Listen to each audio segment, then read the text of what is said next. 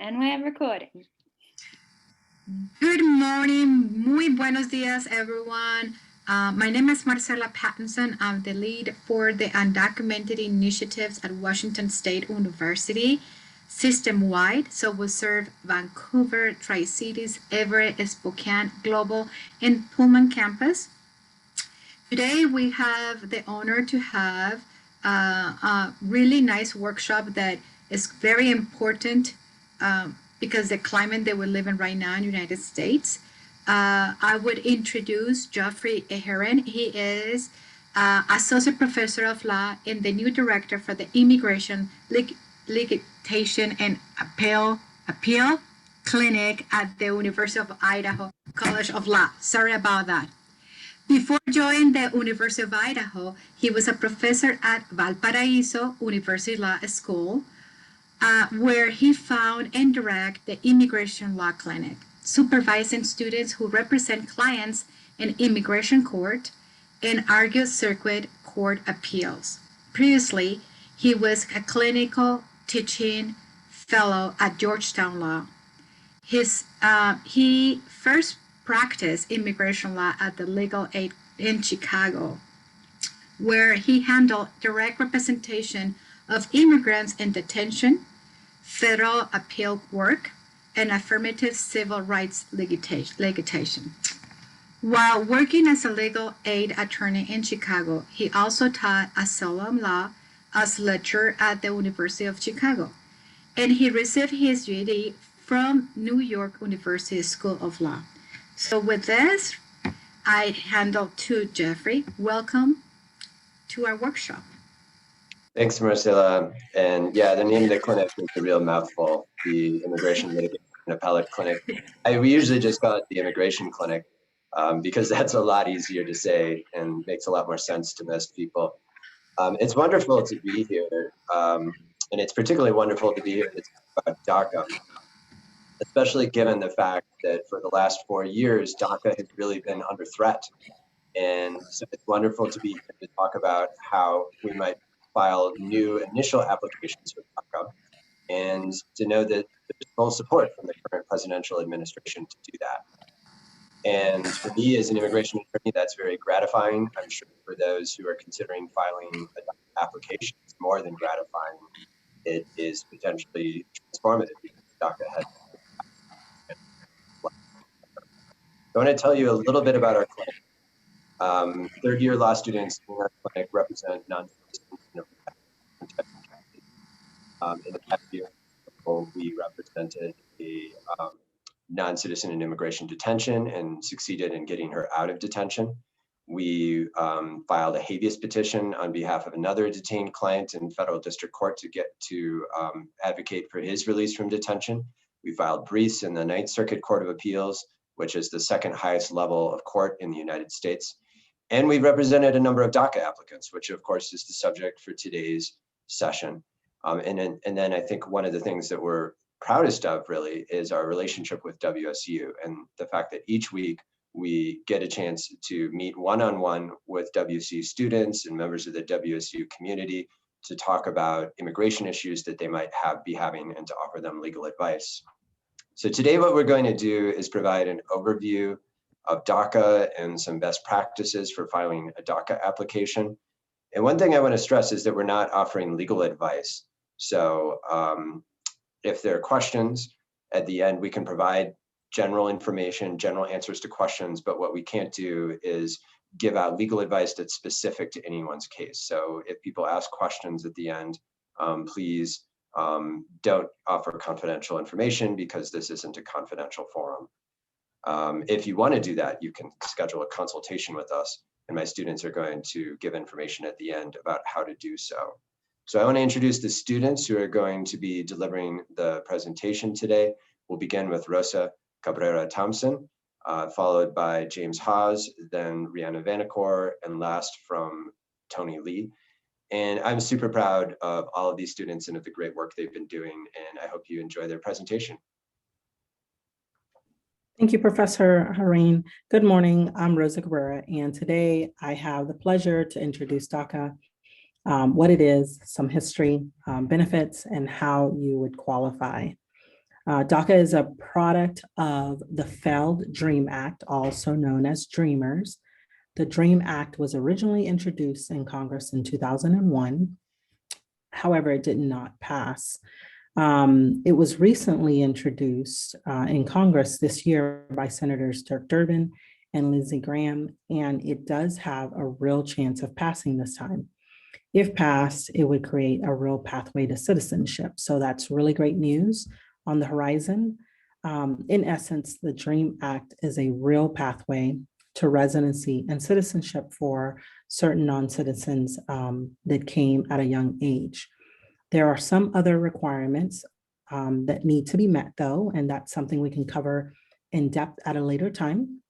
In the meantime, we have DACA, which you would know it as the Deferred Action for Childhood Arrivals. It was created by President Obama under the Department of Homeland Security to provide supports for immigrants who need additional protection. Deferred action is a use of prosecutorial discretion to defer removal action against an individual for a certain period of time. Prosecutorial discretion is the ability that the government has to decide whether or not to enforce the law. Think of it this way. The police can pull someone over who is speeding but not give them a ticket because they have prosecutorial discretion. If there was an honest mistake made, that's how they're able to assess and make that decision, and that's part of the prosecutorial discretion. Similarly, the Obama administration decided it couldn't deport everyone who was in the country without status, and it didn't want to it didn't want to focus its resources on people who might get the DREAM Act someday. But it's important to remember that DACA is not a law and does not provide a pathway to citizenship.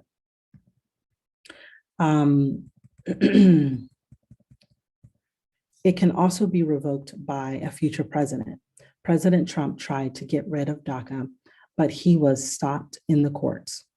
After the Trump administration lost in court, they said they would keep allowing people who already had DACA to renew, but they wouldn't take new applications. However, in December of 2020, a court ruled that the Trump administration had to take new initial DACA applications, not just renewals. The Biden administration, however, has said that it plans to support DACA as much as it can. In Texas, there is currently a challenge in their court system in regards to DACA. And it's possible that the Supreme Court at some point might look at whether DACA is constitutional. In other words, there are questions out there as to whether it is even legal. Even though DACA is not as secure as other immigration statuses, it does provide many benefits. Benefits include the ability to gain a work authorization, a driver's license, apply for credit such as a car loan, mortgage, credit cards, open a bank account, get financial aid, continue your schooling at the university level and beyond, apply for better job opportunities, engage in professional careers, and it's basically a permit that prevents deportation. So those are all great benefits under DACA. And as I mentioned before, DACA protection is good for at least 2 years and is renewable. However, you should reapply 120 to 150 days before the expiration of your current DACA. Next slide, please. Okay, here's what you really want to know, guidelines. In order to qualify for DACA, you would need to meet certain guidelines. For example, you were under the age of 31 as of June 15th, 2012. You came to the United States before reaching your 16th birthday. You have continuously resided in the United States since June 15th, 2007, and up to the present time. You were physically present in the United States on June 15th, 2012. And at the time of making your request for consideration of DACA with the USCIS, You had you had no lawful status on June 15th, 2012. You are currently in school, have graduated or obtained a certificate of completion similar to a GED, or have been honorably discharged from the Armed Forces of the United States. And lastly, have not been convicted of a felony, significant misdemeanors, or 3 or more other misdemeanors, and do not otherwise pose a threat to national security or public safety. My colleagues will discuss documentation and how to prepare for filing, forms and fees, and criminal bars, and the impacts on your DACA application. And now James will discuss documentation. Thank you. Thank you, Rosa. So after you've determined, or after an applicant has determined that they qualify for DACA, the next step is to gather all the information necessary to present to the government to show them that they do meet the requirements. The first item that the applicant will need to show is proof of identity. This is done generally through some form of identification, such as a government issued ID, like a driver's license or a passport. It's important to note this doesn't have to be the United States government. It could be a passport from the applicant's country of origin. If the applicant doesn't have any official ID, any US government immigration or other documentation bearing a name and ID can work for that. These next three things are often work together. They build off of each other and offer a lot of the same types of documentation. That's proof of arrival before the 16th birthday, proof of continuous residency since June 15th, 2007, and proof of presence in the United States on June 15th, 2012. One really good thing to get would be a school record. That's K through 12 or anything that you can provide there depending on when the applicant arrived in the country. This is one of the things that takes a while to get. That's the first thing that we generally recommend that the applicant starts working on, because it can take a number of weeks or months potentially to get that school record from the school district or the individual institutions that the applicant attended. Other things that an applicant can provide would be medical records, rental agreements, official records from religious entities like a certificate of baptism or confirmation, bank statements, W-2s, prior immigration documentation. It's sort of just anything that the applicant can put together to show presence in the United States for that entire period of time.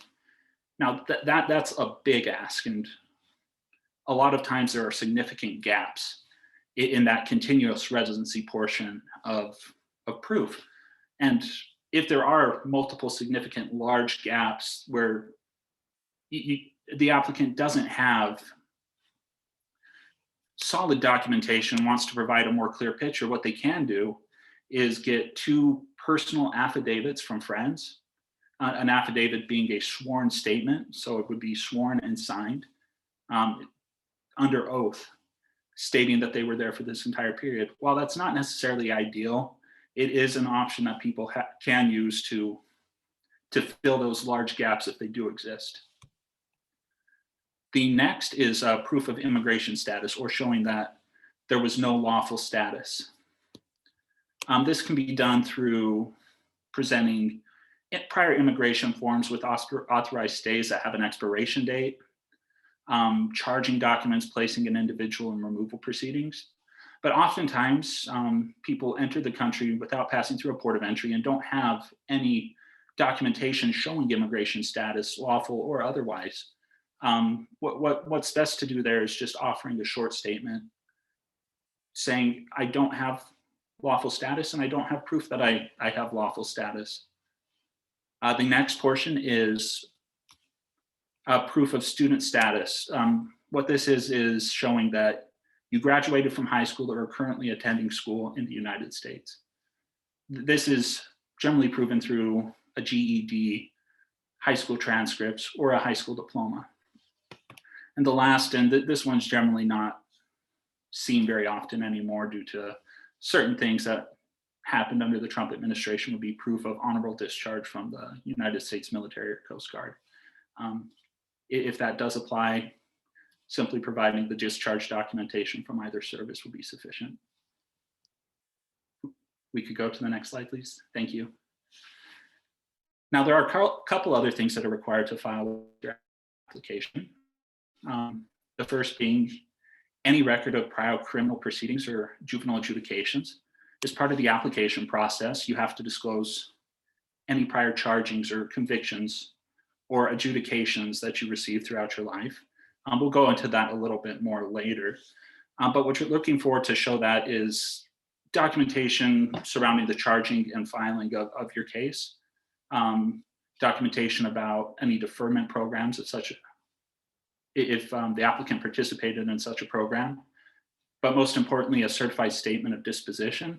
This is a statement by the county clerk that states the final outcome of the case. And you will also need 2 passport-sized photos to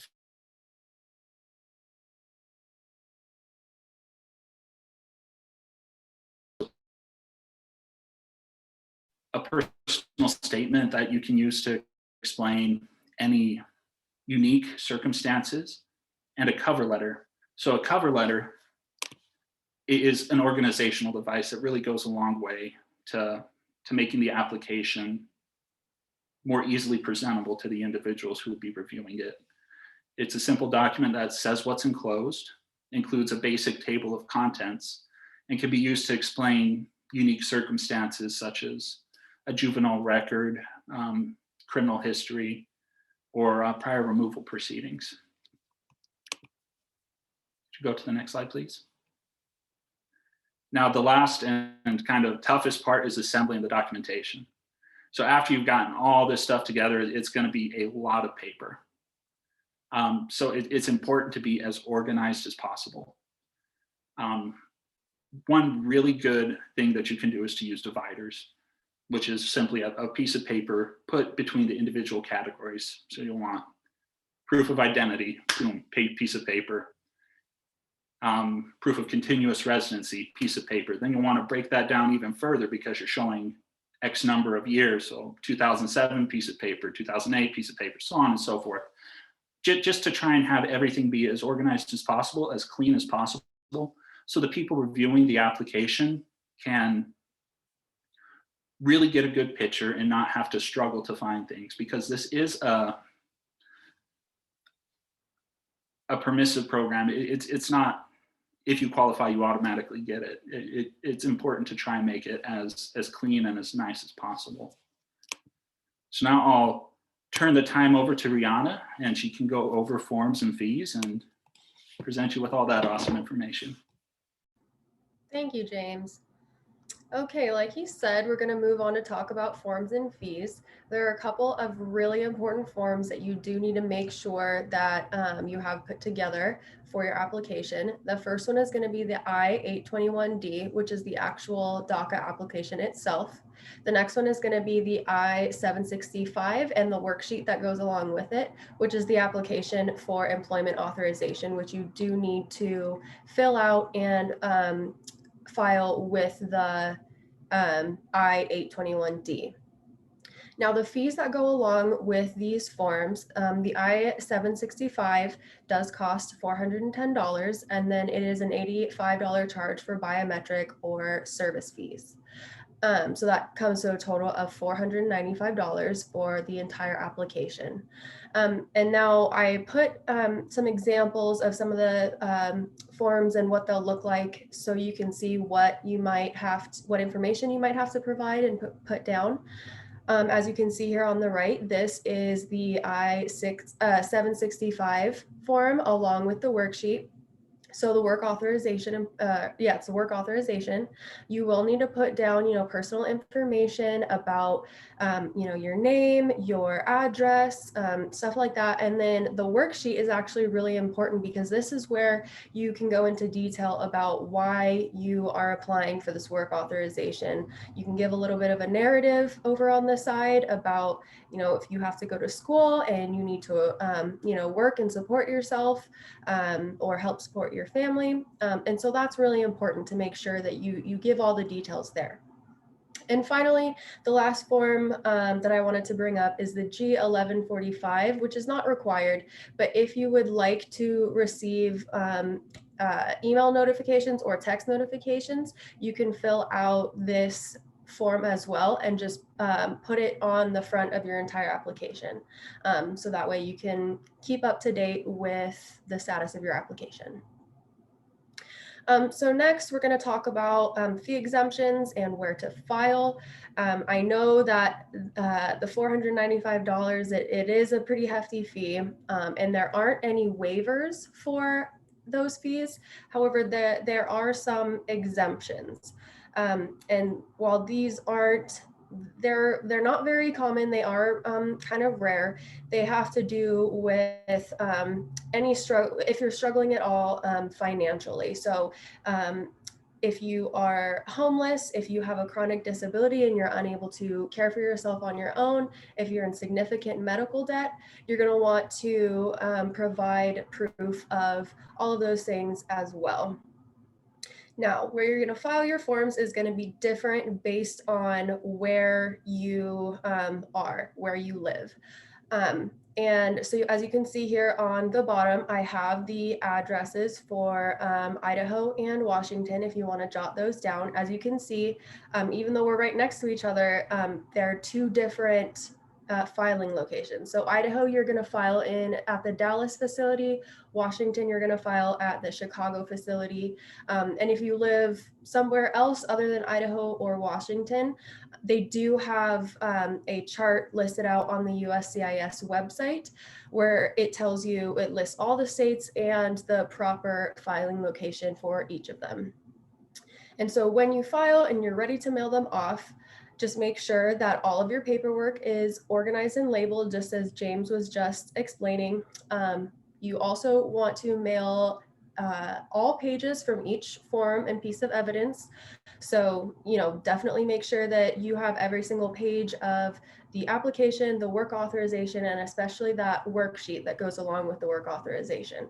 And make sure that you have those organized, again, with the stuff that James was talking about. So your proof of identity, your passport photos, your residency, student status, all of that. And then finally, you do have to file the old-fashioned way. You do have to send it in by mail. Even though, as I stated before, you can get electronic updates on the status of your application, you cannot e-file. So you will have to mail it in to one of the proper facilities. And next, just a little bit of a checklist to go over when you're ready to file. Make sure that you have the most recent version of every single form. Sometimes they do have like multiple versions, and you can tell which is the most recent one by looking at the date in the bottom corner of each form.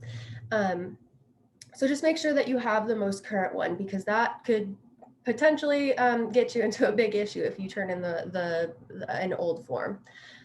Next, make sure that all of your personal information matches on each form. So the spelling of your name, if you go by a different last name, your address, the numbers, make sure it's all correct, make sure there are no typos, and that it all matches.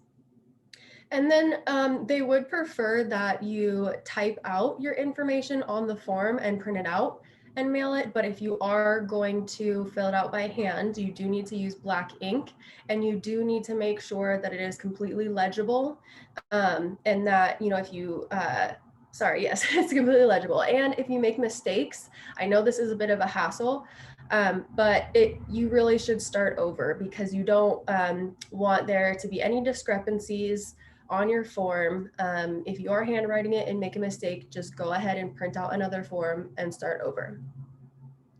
And like I said before, check to make sure that you have every single page of your form, and be sure to sign on each form that requires it. The work authorization worksheet doesn't require a signature, but the DACA application and the actual work authorization application do require a signature. And then, like I said, if you would like to be informed on the status, the quickest way to do that is to create your online access account, so you can track the status of your application. And so now I'm going to turn it over to my colleague, Tony, who is going to talk to you about some potential criminal bars.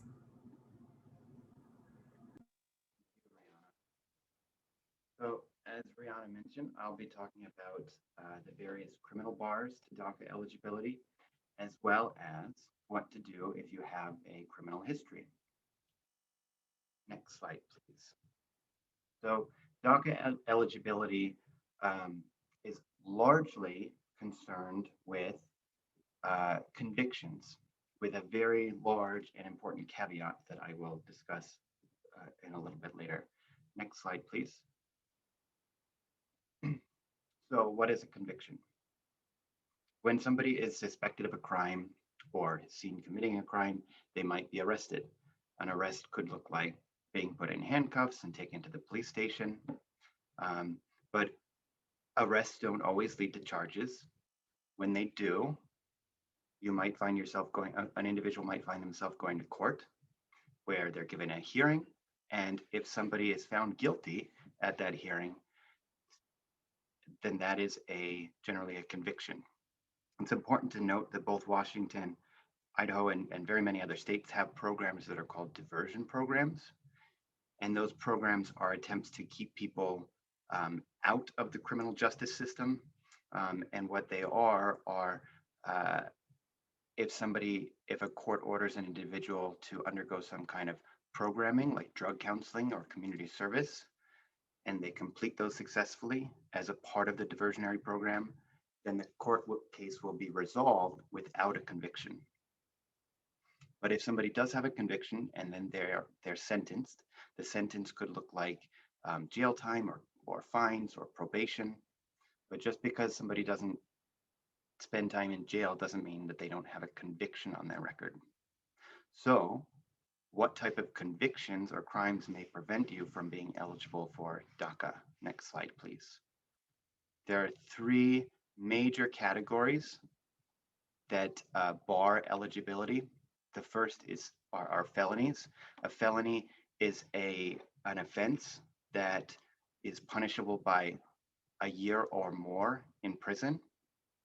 The second category of automatic bars to DACA eligibility are significant misdemeanors. And what they mean by significant misdemeanor is, first, a misdemeanor is something that's punishable between 5 days and a year in jail.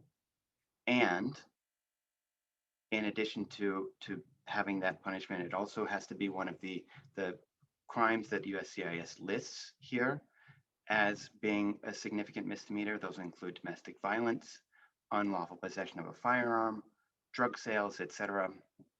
Or if it's not one of those listed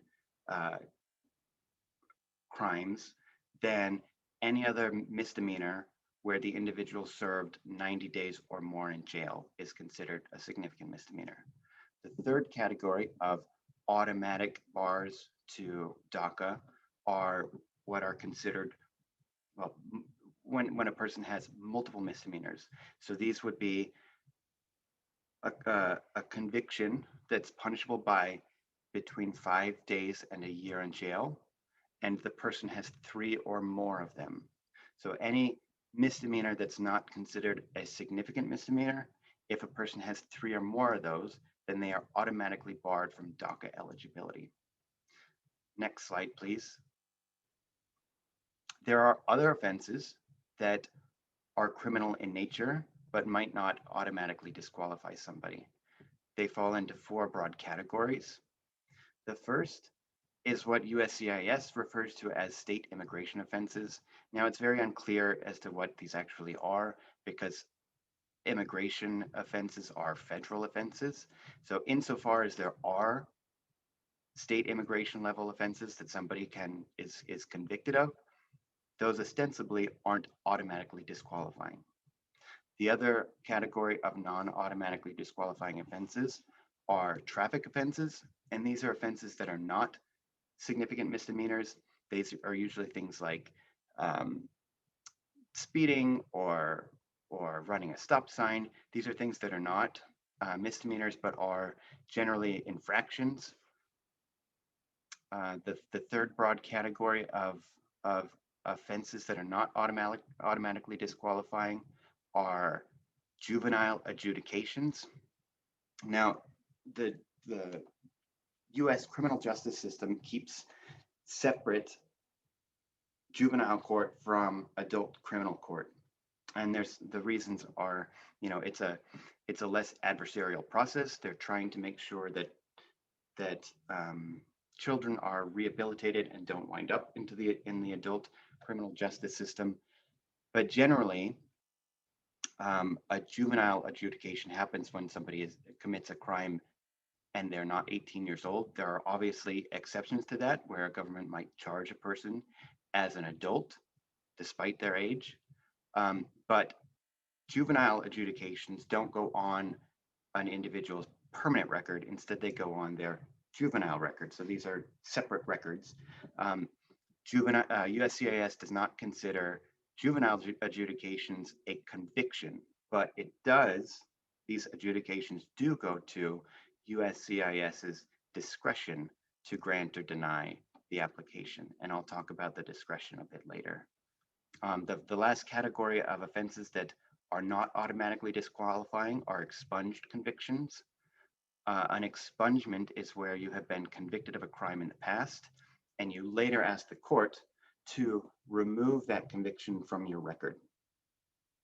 It's not available in every state. It's very particular to the state, to the state's governing laws. Next slide, please. However, I had mentioned that there are all these automatic bars. There are non-automatic, offenses that might impact your eligibility. And the large caveat that I mentioned earlier about convictions is that USCIS considers what they call the totality of the circumstances when granting or denying an application.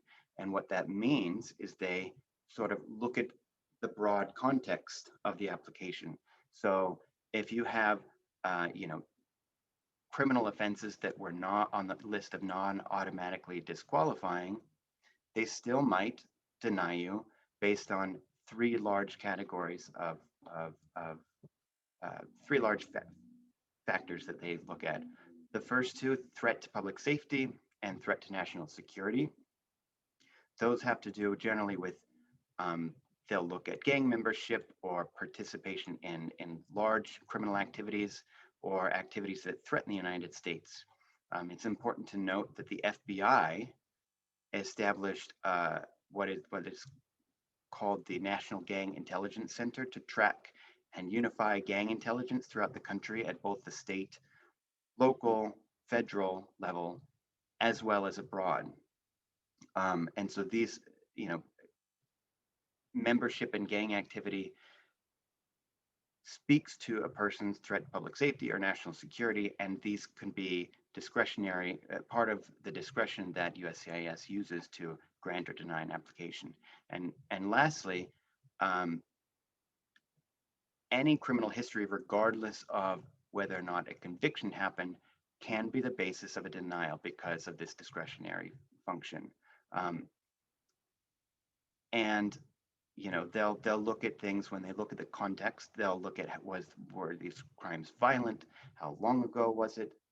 But it's important to know also that an individual who might have some kind of criminal history that they're concerned about, they can offset the sort of balance of discretion by having letters written from community members, from church members about the person's character, evidence of volunteerism or community service that they've engaged in.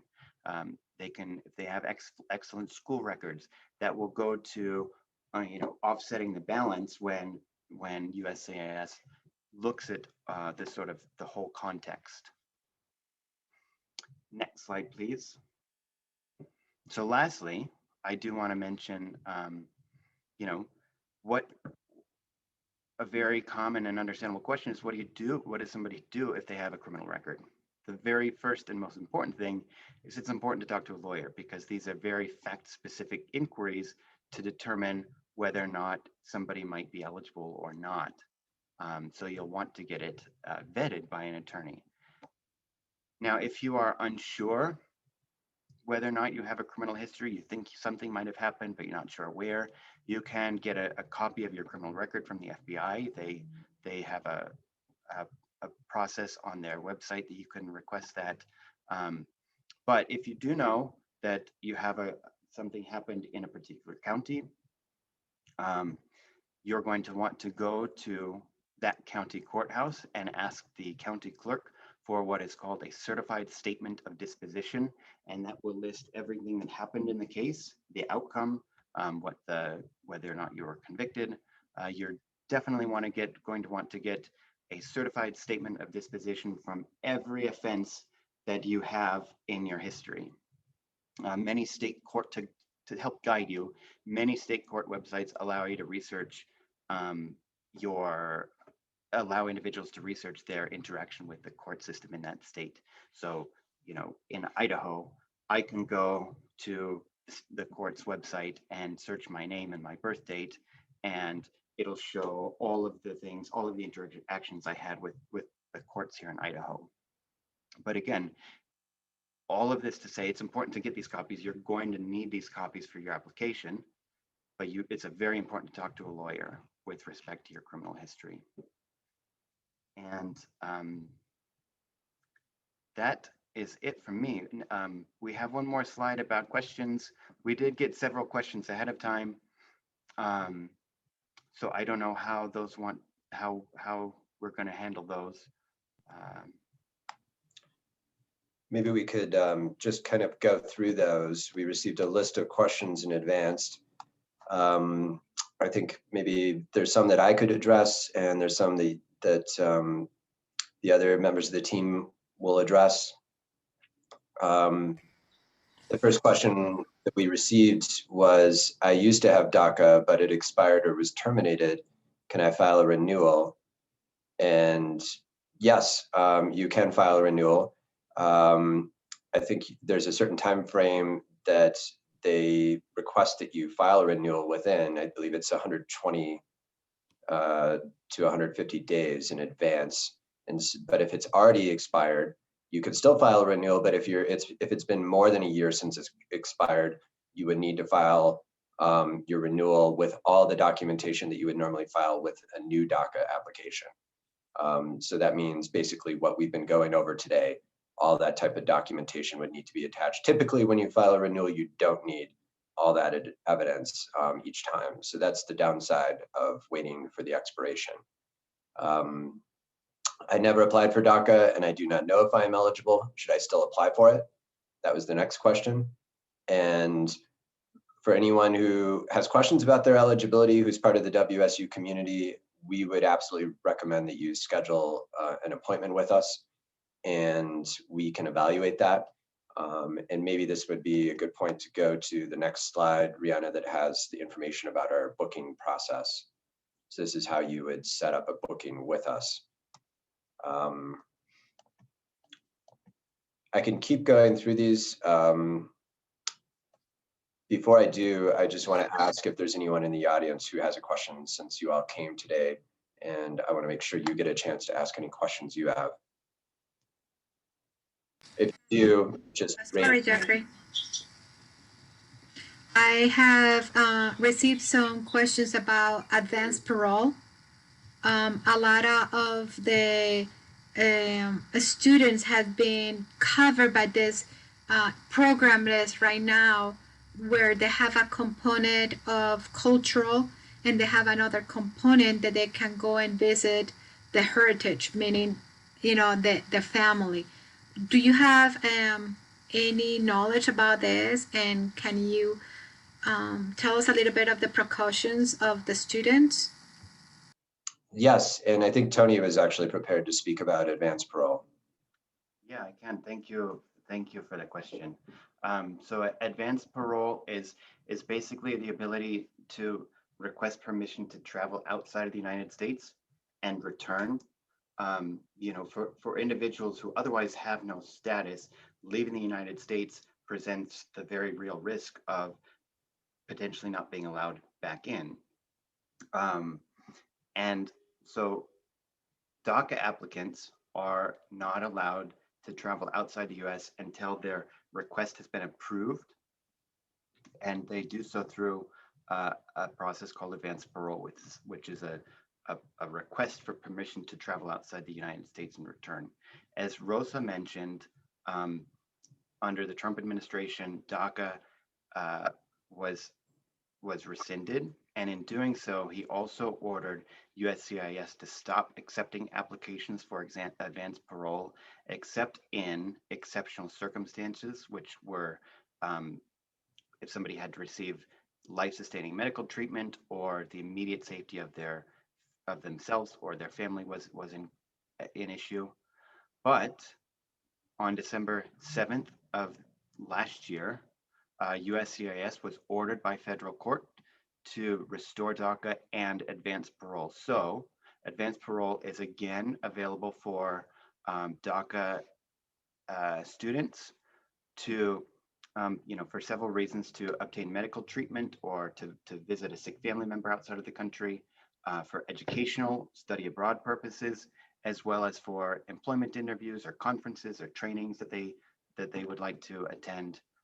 There is a cost. It's $360 presently to apply for advanced parole. And in addition to what Tony just mentioned, I just wanted to note that one of the perks of advanced parole, and of course this isn't supposed to be the reason why somebody applies for it, but one of the perks of it for somebody who has no prior lawful admission to the United States is that it may open the ability to do what's called adjusting status in the US, which is to apply for a green card from within the United States. That, in order to do so, you would still need some other legal mechanism for doing it. But oftentimes that could be, for example, a relationship to a US citizen or LPR family member who can file a petition for you. And the downside for a lot of folks is that if they've never entered with inspection previously, they're not allowed to adjust status, even if they do have a family member who can petition for them. But with advanced parole, that opens up the possibility of doing so, because parole is considered to be also a basis for adjusting status as well. So this is a means that quite a few DACA applicants have used to move to the next level and adjust status and get a green card in the United States. I think the next question that we had on our list was, can I continue to attend university or community college even if I lose my DACA? And for most states, for almost all states in the United States, the answer is yes. There is no requirement of lawful status to attend a university or a community college. Different states do have some different policies in this area with regard to, for example, in-state tuition or financial aid. Washington has policies that are very, I think, generous to those who are undocumented with regard to those issues. Other states less so. And I believe there are 3 states, Alabama, Georgia, and South Carolina, which prohibit persons from attending college if they're undocumented. A lot of people think that's unconstitutional. There has been no final resolution, I don't believe, from the courts on that issue. The next question was, can I request consideration of DACA from USCIS if I am in immigration detention under the custody of ICE? And generally the answer is no. You can't request it from USCIS, at least. You can request deferred action from ICE. So you would need to work with ICE in that situation, and it would be extremely advisable to have an attorney to help in that situation. What can I do to help Dreamers or DACA recipients? So here, Rosa mentioned that the DREAM Act has been refiled in Congress by the bipartisan sponsors, Lindsey Graham and Dick Durbin, longtime supporters, both of them, for the DREAM Act. There may well be a bipartisan majority in Congress for passing something like the DREAM Act. And so I think what you could do, if you care about this issue, is to support the DREAM Act and to let your state legislators know that you support the DREAM Act. What happens if my DACA renewal gets denied? So I'll start out by saying that there is generally no appeal. What typically does happen before an actual denial is that somebody receives what's called a request for evidence or a notice of intent to deny. So usually they will be given an opportunity to submit additional documentation if USCIS thinks something is missing. But assuming they got past that stage and the application was still denied, usually the best thing to do at that point is to refile if the person thinks they can satisfy the requirements. Typically, USCIS will provide a statement along with the denial explaining why it was denied. So if the applicant feels that they were missing something that they now can get, that would probably be a good reason to just simply refile the application. There was a real risk during the Trump administration in particular that folks who were denied could end up being put in removal proceedings. The Trump administration had a set of policies that allowed and even encouraged the agency to put people in removal proceedings if their applications were denied. The Biden administration has revoked the Trump administration's policies with regard to putting people in removal proceedings, has a different set of policies. And generally speaking, folks are not going to need to worry about being put in removal proceedings if they have a run-of-the-mill case for DACA and they simply, omitted a document or something like that. But if somebody otherwise would be at risk of being put in removal proceedings because they meet the administration's priorities for removal, and these include people who are considered to be national security risks or risk to the public safety, perhaps because there's a gang record or some very serious convictions, those folks could end up in removal proceedings. That is something to keep in mind, and that's an additional reason to consult with a lawyer before you file a DACA application. The next question we got was, will I be deported if my DACA expires? Again, here, I think it's worth mentioning again that the Biden administration has set out a new set of priorities for immigration enforcement and has stated publicly that their position is they're not going to put everyone in removal proceedings who could conceivably be put in removal proceedings. That was the approach of the Trump administration. In contrast, the Biden administration has a more targeted approach focusing on individuals who, again, are a risk to national security or public safety, or who entered the United States very recently. And so we expect that they will adhere to that policy. That being said, there are many officers who are part of ICE who have a different philosophy when it comes to enforcement, and it may take time for the Biden administration to kind of change the culture of ICE. So anytime somebody is undocumented, there is a risk of deportation, and that's simply the reality. Where does the DACA program stand now? I think Rosa covered this in her opening remarks. The program is being backed 100% by the Biden administration. That being said, there are opponents to DACA, including the state of Texas, which is sued or has filed a lawsuit in federal court in Texas. So there is some legal uncertainty. And this is, again, yet another reason why the DREAM Act is preferable and why folks should support the DREAM Act, because a law is always on more solid footing than an executive action, because it's backed by Congress and within our system of government. That's the most secure way for policies to be put into place. As an ally, what can I do to protect or help our DACA students and undocumented community in general? I think there are a lot of things that can be done to help, and WSU is doing a lot of those things already. So that's one thing I would note, is that there are policies that universities can put into place, for example, that limit cooperation with immigration enforcement and provide additional protection to students that make a campus a safer space. So I think that's a start.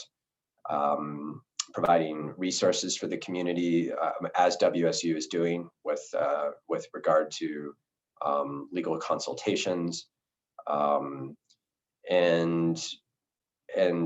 and just being allies in general. And here I would open it up to any members of my team who have additional thoughts on that question.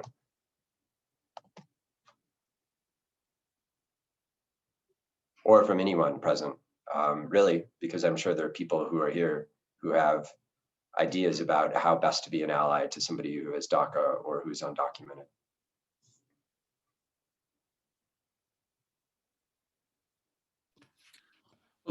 There's, I mean, like Jeff said, there's tons of stuff that we can do to try and better support our friends who are DACA applicants, whether that's just being there for them if they need somebody to talk to, writing letters to your congressperson, voting.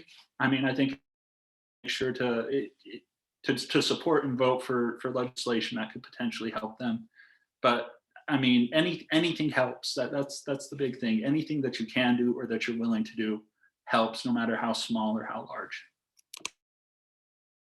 Also, it is important if we have an educator hat, if we're in students affairs, it starts with us as an allies. We need to be a social agent and change our how we approach scholarships, how we change the language so it's more inclusive for everyone. How can we be collaborating and partnered up with financial aid in creating a stipend holds placement so a student can have a stipend with scholarship that will not affect their financial aid. I think it's time to we work on the model of professional, advocate, and activist. The professional just being aware of the laws and being aware of the programs that we have at our institution is great. But if you want to do more, come to our workshops and learn how to become a very, very true ally. Because to be an ally, you have to earn it. It's not something that you just say, oh, I know about HB 1029. Oh, I know about DACA. No, it is you earn it. You earn that trust. So that's one of the things that Students Affairs and more our department is doing, is offering trainings through the CIA certificate that you can get more information, get educated, and be part of this conversation that is ongoing. So it's a really many ways that you can become an ally.